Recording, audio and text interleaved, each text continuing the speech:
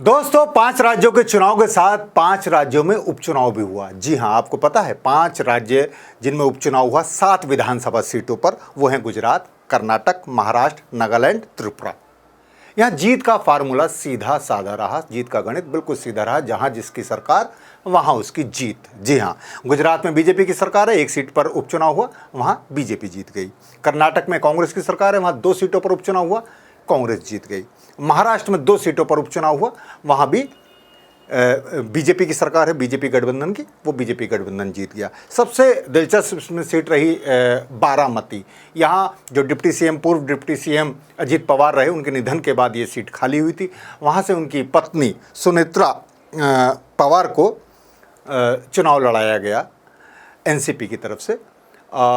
वो deputy CM उन्हें पहले ही बना दिया गया है, वो राज्यसभा से इस्तीफा देकर डिप्टी सीएम बनी है और अब वहाँ वो बारामती से चुनाव लड़ी और उनके खिलाफ किसी विपक्ष ने कोई उम्मीदवार नहीं उतारा, इसलिए उनकी जीत तय थी और वो एक तरफा जीती भी है 1 लाख से ज़्यादा वोटों से।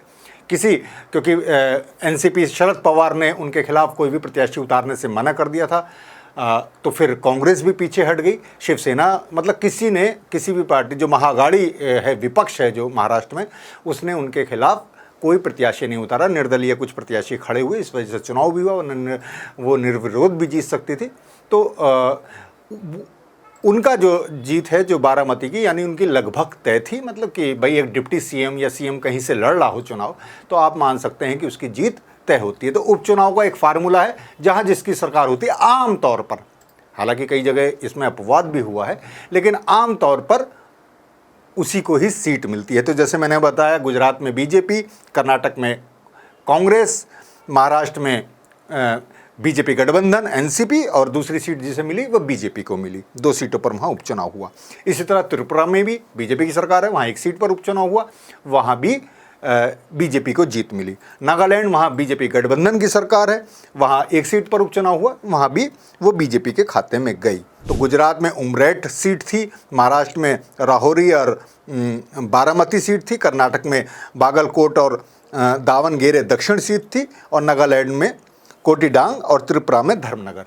तो इन 7 सीटों पर उपचुनाव हुआ। 9 अप्रैल को वोट पड़े, और महाराष्ट्र में अन्य राज्यों में, और महाराष्ट्र में 23 अप्रैल को वोट पड़े, और 4 मई को ये नतीजे आ गए हैं।